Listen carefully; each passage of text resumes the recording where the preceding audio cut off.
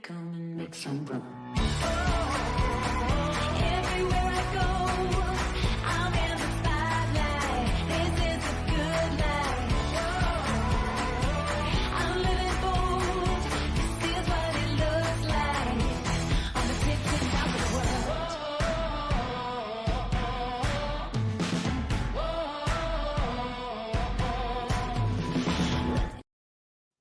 There's been a lot of movement out of the FMC recently, but most people have been focused on the detention and demurrage final rule, right? Rightfully so. Let's take a quick inventory of what else the FMC's been up to.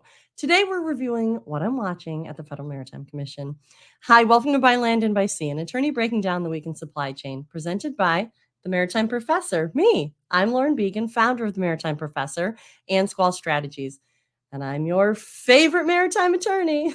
Join me every week as we walk through both ocean transport and surface transport topics in the wild world of supply chain. As always, the guidance here is general and for educational purposes only. It should not be construed to be legal advice, and there is no attorney-client privilege created by this video or this podcast. If you need an attorney, contact an attorney. But before we get into the discussion of the day, let's go through my top 3 stories of the week. All right, story number 1.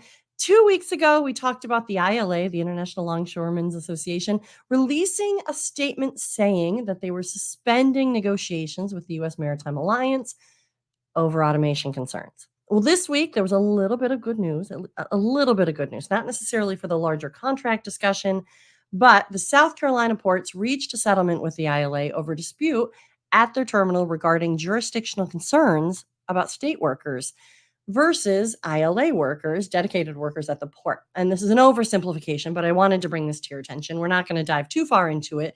But as the JOC reports, this issue has largely kept the terminal offline since its opening in 2021.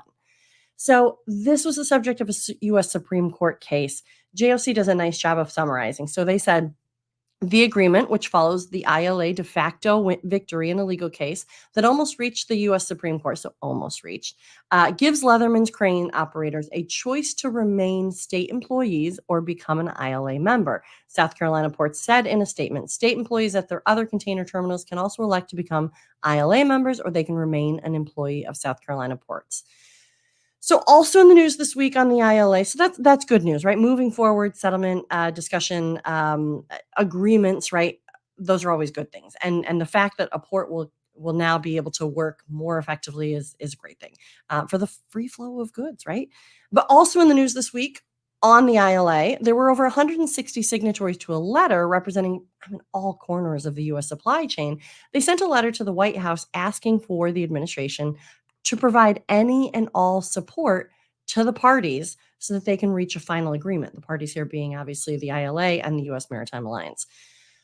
They want something moved. They are nervous about the potential for a work stop or a strike or anything happening after the expiration of this master contract, September 30th. I said this last week or a few weeks ago. We have a lot of time between now and September 30th, but we also have a lot of political things happening in the meantime, not least of which is the U.S. presidential elections. So as we get closer to September 30th, hopefully it stays insulated from the politics. I don't know how it could, but hopefully it stays insulated from the politics. Hopefully some sort of agreement is achieved before they get to September 30th expiration of this master contract. But we'll see. But over 160 signatories to a letter. That's a lot of people signing on saying, please do something. They said provide any and all support to the parties so they can reach a final agreement. We'll see. I'll keep watching this. The entire industry is going to keep watching this. Hopefully, maybe the pressure will be lessened during the summer months and they can come to an agreement, not only in their regional agreements, but also in that master contract before the September 30th, because I think August is going to be here before you know it. And then we're looking at September, and September 30th comes quick. So we'll see. All right, story number 2. We're continuing to see a movement towards electronic bills of lading. This week, JOC reported that HMM, Hyundai Merchant Marine, will begin offering electronic bills of lading to their customers starting July 8th. They're going to be using software from CargoX, which is based on Digital Container Shipping Association's DCSA standards. So 9 of the top 10 carriers last year committed to using only EBLs, electronic bills of lading by 2030. So, I mean, I think we're only going to continue to see, obviously, this migration toward electronic bill of lading use. So, what does this mean for you? Start checking your own systems, right? Are you ready for EBLs? Are you ready for electronic bills of lading? Uh, Time to start making those plans, I'd say. It's 2024, and this is committed to happen by 2030 for 9 of the top 10 ocean carriers. So if you deal with ocean carriers, maybe it's time to start looking at your system's ability to process and use EBLs. So just not legal advice, obviously, perhaps a best practice or just a check into your systems advisory. So, all right, story number 3. This story caught my attention this week. I didn't see it really reported anywhere. I was only able to source information on this from the Facebook page and Turn to 10, which is a Rhode Island based news company. So last week on June 21st, you may or may not have known, but the Newport, Rhode Island to Bermuda sailing race kicked off, the Newport to Bermuda. It kicked off, and during the race, 2 boats sank. 2. Wild stories too. So the first one, Alliance, they think that they might have actually hit a submerged container. So from the Facebook page, like I said, but it was direct source. I mean, it was from the Newport Bermuda Facebook page, talking to the co-skippers, and they were recounting what happened. So what they think is they heard a loud boom on the keel, and then they heard a loud second boom on the rudder. And they said that the boom sounded metallic. And they said it gave them their fatal blow and that they were then taking on water. And the damage was too much that they couldn't fix it. And that the decision was made within 20 minutes, I think they said 30 minutes, to abandon ship. They said they were fortunately rescued quickly by fellow racing sailing vessels. But then this was followed by a second sailing ship, the Gunga Din, having to abandon their vessel 80 miles from the finish. The suspected cause of the second vessel taking on water was not actually announced. I couldn't find where it was. At one point, I've heard that maybe they both thought that they hit containers. I didn't find any evidence of that or any story recounting of the Gunga Din on what happened there. But look, really interesting. The first vessel, the Alliance, there's an interesting 12-minute video on Facebook. Like I said, I'm going to link it in the show notes here, where the co-skippers, Mary Martin and Eric Irwin, recounted the evening of the collision and attribute their preparedness to not only their robust safety program of the sailing vessel, but of their training from their careers. So Mary mentions having served shortly in the U.S. Merchant Marine and was actually a graduate from Massachusetts Maritime Academy. I love to see it, right? Merchant mariners and maritime academies. And Eric, his experience was actually as a naval submariner and a retired Navy officer. So, I mean, that's great. Also, I wanted to just kind of clarify some terminology here. I don't think that I've stopped and paused and explained this quite. And I see that these terms are sometimes misused, or certainly the second term is maybe not used. But we've been talking a lot about ship strikes periodically on this program between the Baltimore Bridge and now this collision at sea.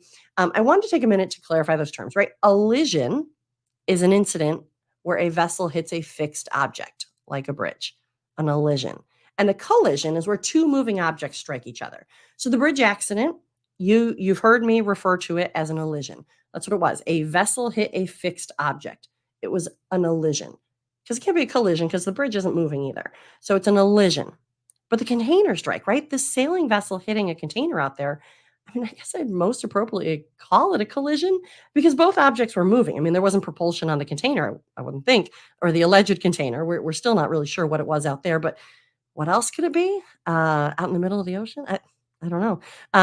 But they said, right, so an allision is hitting a fixed point with a vessel, and a collision is where 2 moving objects strike each other.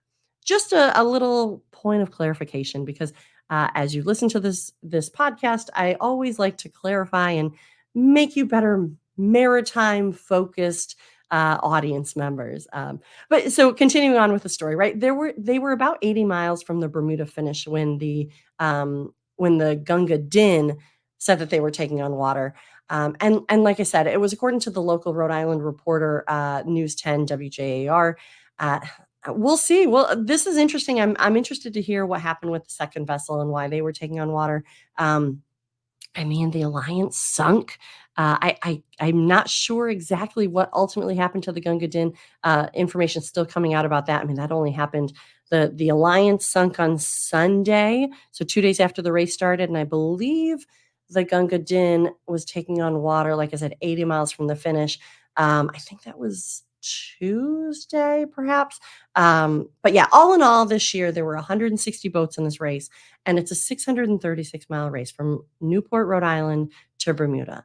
So really interesting, and so thankful that all members of both sailing teams were fully accounted for, and everybody's safe and survived. And what a story! All right, well, let's get into the meat and potatoes of the day here.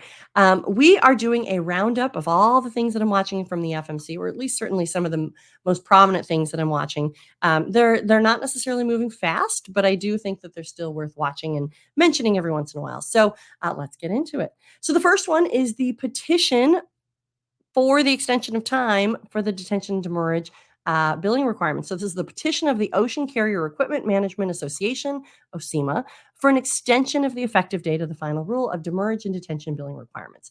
So this one we talked about, it was filed close to the effective date of the May 28th.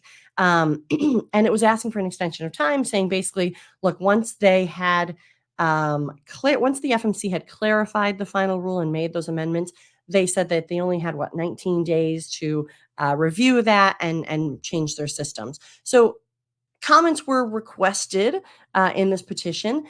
And so far, the comments, I mean, there weren't a ton. They were maybe less than 10, maybe 6, I believe. They don't show a lot of love for the extension of time. And I'm going to be bringing in a few of the quotes that were said. So, Container Port Group said, and I quote, extending the compliance window at this point would just lead to massive confusion and create an admin nightmare for all parties involved. Okay. And like I said, these are just some of the commenters, right? This isn't necessarily everybody out there and all that they feel, but certainly these are the comments that are filed. And as I always say, if you don't file comments, you can't have your voice heard here. So if you feel differently than the comments that I'm going to be quoting here, certainly get those comments in. It's important. It's important to stay engaged in the process, especially when comments are requested. San Antonio Broker Services says, as an owner of a trucking company that services the ports, I feel that any extension of time to the Ocean Carrier Equipment Management Association is unnecessary and uncalled for. When we as truckers asked for an extension of time from when they never gave us any, rather they shut us out so that they could hurt us financially, as well as put us in a position to not only lose our customers, but also our business. Enough is enough. The date should stand.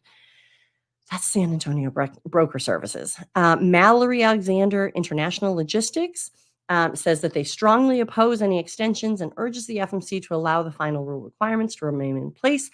The alleged confusion over the final rule cited by OCEMA was clarified by the FMC prior to the rule taking effect. The claim that ocean carriers have only had 19 days to review and revise their billing practices fails to recognize their failure to take responsibility despite several years of ongoing discussions surrounding their unfair billing practices, despite pleas from motor carriers documenting those practices and the clear directive put forth in OSRA 22 more than 2 years ago. They have had more than enough time to figure out how to bill fairly and accurately. That was a quote from Mallory Alexander International Logistics. I mean, these are kind of scathing. They're you can tell that there's some emotions involved here, right? That they're certainly unhappy with past things that have happened. But ultimately, they're saying, look, they oppose these extension. The last one that I'm going to read here is the Bi-State Motor Carriers Association, where it says the Bi-State strongly opposes any extension and urges the FMC to reject OCEMA's petition, allowing the final rule requirements to remain in place. So I'll continue to watch this, right? I said previously, I'm not exactly sure, especially because this final rule has already gone into effect. It would be a big thing to pause it.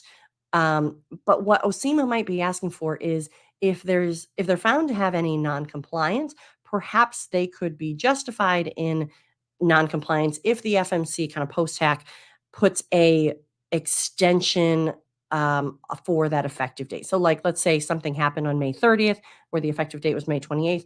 if the FMC were to say, look, we think that you, well, not the FMC really, but the Court of Appeals here, um, if the court were to decide that OSEMA should have had an extension of time, that's where it could potentially play in, is how I maybe see it being effective. I don't think the entire rule is going to be paused, or but there potentially might be a look. We're going to backdate the effective date out to June 15th or whatever, um, to kind of afford for any inconsistencies in that time. We'll see. We'll see. I mean, we are 1 month from the effective date. Today is June 28th. We are 1 month from that effective date of the detention to merge rule. I kept saying once we hit that 30-day mark, once we hit that 1 month mark, this is going to be interesting. I think that this is going to be an interesting next few weeks when we start to hear about how all of that 30 days issuance of invoice and dispute filing and website dispute information and instructions. This is where we're going to start to see the rubber meet the road. But we'll see. We'll see. This petition, staying on message, right? So this petition for the extension of time for OSEMA, we'll see. The comments filed so far are certainly not favorable to the petition as I read them, but we'll see where that goes. The other petition that we're watching, right, is the petition in the U.S. Court of Appeals for the D.C. Circuit. This is the World Shipping Council's petition against the FMC's rule. We brought this up quite a bit. There's not much movement on this other than there was a request to include an email exchange between the FMC's General Counsel, Chris Huey, and the World Shipping Council CEO, John Butler. It's a pretty interesting exchange. But at this point, we haven't heard much from the court, and that's really what I'm waiting for. The exchange is really kind of talking about the ability to issue invoices to motor carriers when they might be directly contracted or part of the overall. The World Shipping Council essentially said that there wasn't jurisdiction here for the FMC, and that basically a petition against the whole final rule. So, but also clarification for that part of it on issuing invoices to motor carriers and how motor carriers are part of those direct contractual relationships, or the explanation in the preamble, which is ultimately where the FMC made their rule correction, right? So the FMC, as we've talked about before, and please go back to some of the old episodes on that, but the FMC issued their final rule correction, but they only issued that in the preamble and the discussion. So I'm really still waiting, all this to say, I'm still waiting on the court to say something. There were some procedural deadlines around the May 20th date. We didn't hear much out of the court. I was thinking maybe if we were going to hear something, that would have happened then, meaning 8 days before that rule was supposed to go into effect. It did go into effect.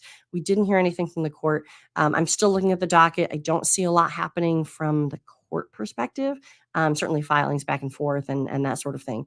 But I'm going to keep watching this. I'm not exactly sure, similar to the other petition for the extension of time, where that might have a little bit more likelihood because it might not impact the industry. I don't think that this court would want to stop a rule that's already gone into effect, full stop, right? I mean, that's kind of what's being asked here, especially since it's such a significant update to how detention demurrage invoices are issued and the contents of those invoices, right? I mean, so this rule has really been lauded as trying to clarify what has happened, or how detention demurrage is approached from an invoicing perspective, right? The billing party, the billed party. I'm going to keep watching this petition. I think that it's interesting. I think that this has some potential for significant impacts if the court were to decide to somehow stop, delay, pause, or overturn this final rule in detention demurrage. I don't see those things happening, but crazier things have happened, right? I don't know. And I say that because the FMC clarified what the World Shipping Council was asking for clarification on, that might have made some significant changes. We'll see. We'll see. But like I said, there was some discussion about including an email exchange where they were talking about the questions that the World Shipping Council had on this final rule with respect to the motor carriers. Still watching this. I'm going to keep watching this. I think I periodically check into the docket, and I think that this is an interesting one. The other thing that we're watching is the chassis investigation cases, right? So I'm still watching after the FMC announced that they would be investigating possible failure to comply with chassis provisioning orders. So, off of the announcement from the Federal Maritime Commission, it said the FMC opened an investigation today to determine if the Ocean Carrier Equipment Management Association, OCEMA, and its members are complying with the decision issued earlier this year establishing the right of shippers and trucker choice in chassis provisioning for merchant haulage in 4 key U.S. markets. So as the FMC explains, the Commission initiated the non-adjudicatory investigation in response to reports that chassis providers in Los Angeles, Long Beach, Chicago, Memphis, and Savannah are not complying with a cease and desist order issued by the Commission on February 13, 2024. In the case Intermodal Motor Carriers Conference, American Trucking Association versus OCEMA, Ocean Carrier Equipment Management Association. That's docket number 20-14. In case anybody wants to go into the FMC's reading room, you can actually look at the docket and see what's been filed, what's going on, the decision that was determined at that point, or the partial decision that was determined. So the announcement continues on. The investigation will be conducted by the Commission's Bureau of Enforcement Investigations and Compliance and will examine whether OCEMA and its members have altered their policies and practices as required by the cease and desist order. Non-adjudicatory investigations provide BEIC, that's that Bureau of Enforcement Investigations and Compliance, with subpoena powers as a discovery tool. Evidence of wrongdoing uncovered by BEIC may be used by the Commission to seek an injunction in federal district court.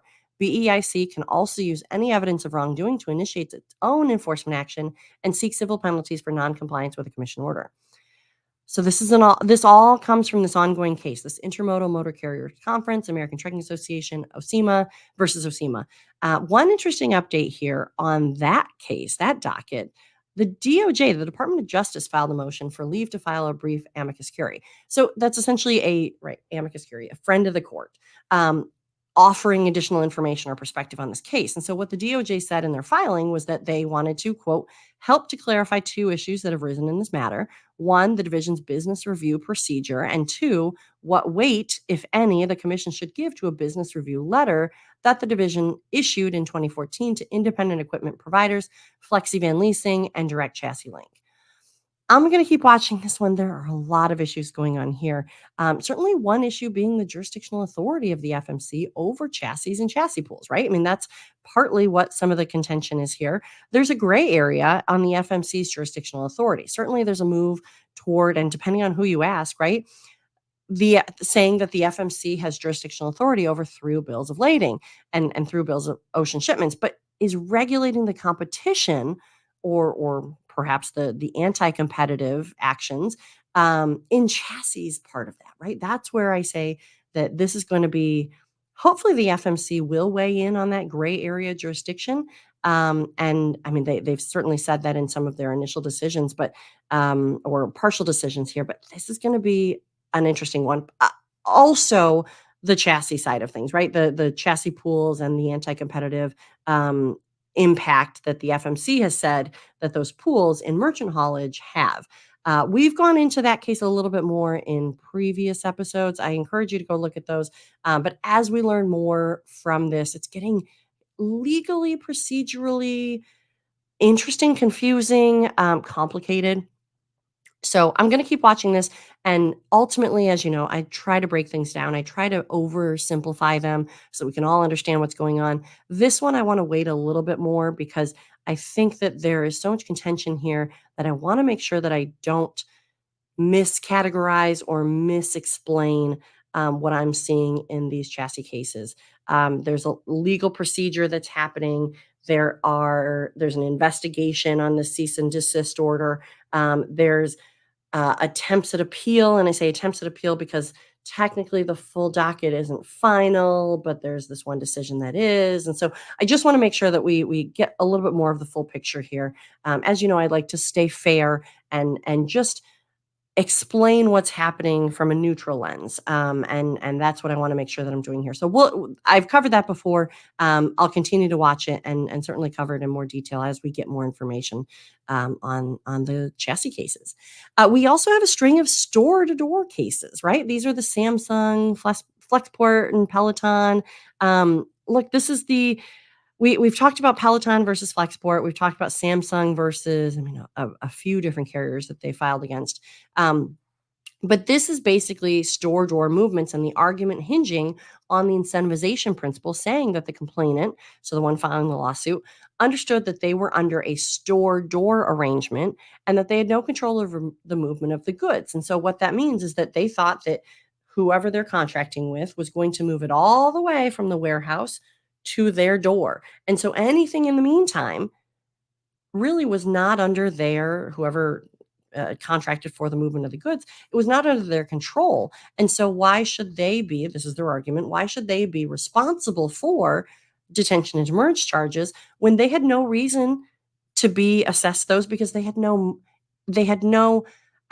control over the movement of the goods. And ultimately, if detention and demurrage should be, as the FMC has said a few times, based on the incentivization of the movement of the goods, right? I mean, you could go with the Evergreen case there, saying where they said that weekends and holidays, because you can't actually move the goods during that time period, that the FMC has said that that dampens or that what's the word I'm looking for here? that creates an impossibility of movement, right? Which goes against that incentivization of the movement of the goods. And so what they're saying is, look, it was impossible for us to do anything to move those goods. And so there is no incentivization for us to move those goods because we weren't supposed to be part of it. Distillation of what Samsung is saying and what Peloton is saying in these store door movements. They're saying, look, they could not control the incentivization of the movement. They could not control the movement of the stuff at all. So why should they be responsible for those charges for things not moving, right? Detention or demurrage. Some of the Flexport complaints, as we've talked about before, but Flexport said, or some of the Peloton complaints that the Peloton said against Flexport, saying Flexport assessed the detention demurrage charges against Peloton and Peloton containers in circumstances where Peloton was not the party responsible to pick up, move, or return those containers. And also, Peloton said, Flexport assessed the D&D charges against Peloton and Peloton containers in circumstances where charging Peloton detention demurrage charges did not incentivize the pickup of the cargo or primarily function to promote cargo fluidity. So the ultimate question on the second part being, if the BCO shipper now under the detention demurrage rule as the billed party is not responsible for the movement of the goods at that stage, and the assessment of detention demurrage would not have the effect of incentivizing the movement of the goods because the shipper couldn't or wasn't supposed to do anything about it, then can the carrier or whoever was contracted, the NVOCC, properly charge detention demurrage back to that customer, back to that shipper? We'll see. We'll see.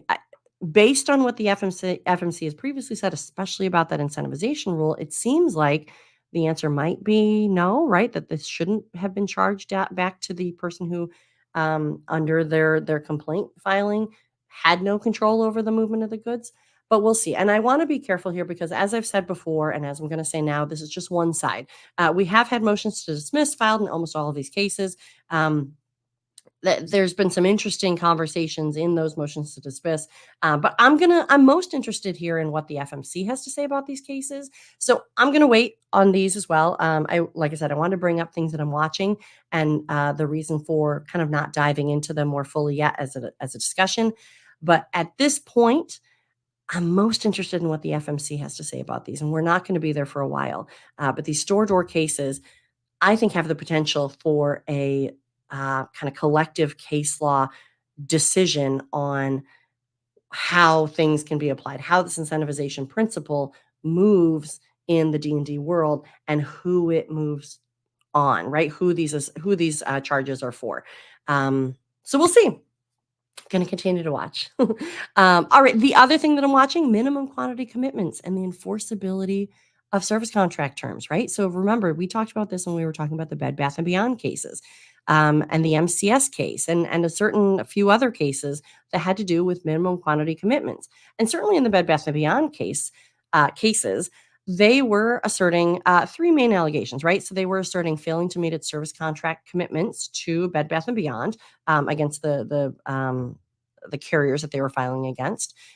They were saying that the detention demurrage assessed for periods of time in which Bed Bath & Beyond's ability to pick up containers at the ports or return empty containers promptly was constrained due to circumstances outside the control of Bed Bath & Beyond, such as congestion, policies implemented, and that sort of thing. But then the third allegation that Bed Bath & Beyond at least had in these cases was introducing Bed Bath & Beyond to enter into premium rate contracts as a precondition to carry out just a fraction of the quantity, scooting them to spot market, right? That's what this kind of hinges on. They were alleging that they had minimum quantity commitments on an annual basis that averaged out to per month. And this is where I think that I'm most interested to follow these is the enforceability of service contracts. Because when you get into, and I don't want to go into a full contract discussion in the legal world, but when you get into service contract commitments, you get sometimes a better rate based on a commitment of a certain number of TEUs, 20 equivalent units. So that's a container, right? Most containers that we see these days are 40 equivalent units, so 40 feet long, but they're still mostly measured in kind of that TEU 20 equivalent unit, which is like a half size of what we mostly see on vessels and on the road. And I say on the road when a ocean carrier box, it's different than what's on a truck. The ocean carrier box sits on a chassis and gets pulled behind a truck, but really they usually don't go too far, 100, maybe 200 miles away from a port. But like the trucks you see in the middle of the country are not the same boxes, obviously, that you would see on a vessel. Okay, so minimum quantity commitments and service contracts, right? So that's saying they might have, in this case, right, it was 2,100 FEUs annually, so 2,100 FEUs annually.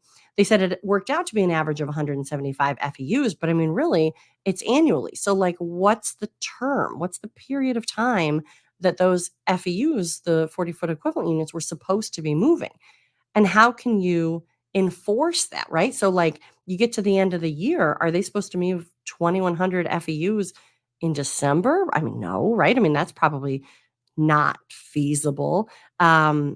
There was no, like, if they didn't move anything in April, can you come after them for that? Because they didn't necessarily say that a certain number had to be moved in the month of April or even on the day of April 16th, right? So if they had said you need to move 50 boxes on April 16th, that's something you can enforce, right? That has that enforceability. But if you say during the year 2020 you were supposed to move 2,100 FEUs, that's kind of what these cases are hinging on. Is that certain enough to be an enforceable term? And that's the question here. That's something that I think the potential of the string of cases has the potential to serve and to provide clarity. So we'll continue to watch these minimum quantity commitments, right? In the service contract enforceability. The last thing that we're going to be mentioning here today, because we've already been talking for quite a while, but the last thing that I want to highlight is the MTDI, right? So the MTDI, there were comments due last week or 2 weeks ago. They're in, and those comments have been filed. I'm still working my way through them, but I wanted to let you know that there are comments filed. This was on the request for information number 2. And just as a overall background of the MTDI, because we just talked to Commissioner Bensel a few weeks ago, Commissioner Bensel in December 2021 began holding meetings with maritime and intermodal stakeholders. These were 1-hour meetings, sometimes a little bit longer, that were held roughly every week, and they ran from December 2021 to June 2022, and they culminated with a data summit. These 1-hour meetings that ran for, I think it was 18 different sessions, are on the YouTube page of the FMC. Go check them out. You don't have to look at all of them, but go check them out, and they are broken into industry sectors. And it's so interesting to hear. I mean, it was what, 4 years ago now, or 3 years ago, 2 to 3 years ago, so not that long ago, but they're still relevant. These conversations are still relevant.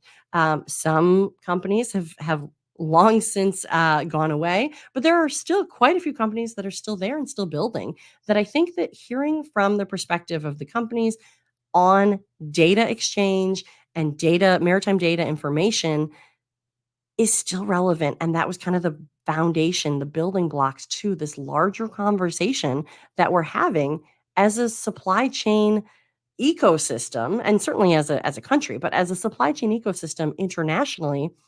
It could at least in part be based on the conversation started with these video recordings. So if you haven't yet, I strongly urge you to go check out these videos. They're so interesting. But yeah, so this effort was called the Maritime Transportation Data Initiative. And Commissioner Bensel said that he focused on three different objectives with this initiative. So, and it continues on, right? Cataloging the status quo in maritime data elements, metrics, transmissions, and access, identifying key gaps in data definitions and classifications, and developing recommendations for common data standards and access policies and protocols. So go check out those videos. They were OTIs, freight forwarders, NVOCCs, ocean carriers, which included Hapag-Lloyd, MSC, ONE, Costco, ZIM, large aggregators, Flexport and C.H. Robinson, maritime labor standards bodies, including DCSA and NIST, technology platform providers. We had NISHEX, we had Cargo Logic, we had other U.S. government agencies, USDOT, CBP, Commerce, USDA, railroad stakeholders, MTOs. I mean, you get the idea. He covered a lot of ground with this initiative. And so what are we talking about now? The RFI number 2, the request for information number 2. He was asking for additional information from the shipping public to expand the information gathered from the MTDI sessions and address additional topics related to data availability, accuracy, and exchange. This is just, there's so much value. There's so many gold nuggets in this entire process. So go take a look, stay engaged, pay attention here. This is all really interesting. So those are the big things that I've been watching. So I'm going to continue to watch. We'll do larger, deeper dives as the stories start to develop and there's more of a complete picture. But I did want to raise today all of the things that I'm watching and raise these back to the top, because while the detention to merge final rule certainly is important, there's a lot of things happening around it, but then there's a lot of things happening that have the potential to set precedent through the FMC cases. I've said this before, the FMC really prefers, when they do rules and regulations, to stay in the guardrails, right? They want to kind of provide the guardrails around the industry, and they want the case law to determine the specifics, the details, the application, because then you get an actual fact pattern, and then you can apply the application, right, of that rule or whatever it is to those cases, to those fact patterns. And that's what we're starting to see here. I also want to bring up, we have the unreasonable refusal to deal or negotiate with respect to vessel space accommodations. That rule is still ongoing. That has the potential for some significant impact in the industry. Although it still is guardrails, there are some definitions in that rule that I always encourage you to take a look at. Comments have closed on that. We're expecting a final rule, probably a final rule on that in the next few months, maybe next few weeks. The FMC chairman, Dan Maffei, has mentioned a few times that he expects that final rule to be out. So we're still waiting on that. That'll probably come out hopefully sometime this summer. That one is has potential to be really impactful for the industry. And he said that it's a tricky rule that they need to get right. So going to continue watching that as well. But as always, the guidance here is general and for educational purposes. It should not be construed to be legal advice directly related to your matter. If you need an attorney, contact an attorney. But if you have specific legal questions, feel free to reach out to me at my legal company, Squall Strategies. Otherwise, for the non-legal questions, the e-learning, the general industry information and insights, the employee trainings, come find me at the Maritime Professor. If you like these videos, let me know, comment, like, and share. And if you want to listen to these episodes on demand, or if you missed any previous episodes, check out the podcast by Land and by Sea. If you prefer to see the video, they live on my YouTube page by Land and by Sea, presented by the Maritime Professor. And while you're at it, check out our website, themaritimprofessor.com. Until next week, this is Lauren Beagen, the Maritime Professor, and you've just listened to By Land and by Sea. See you next time.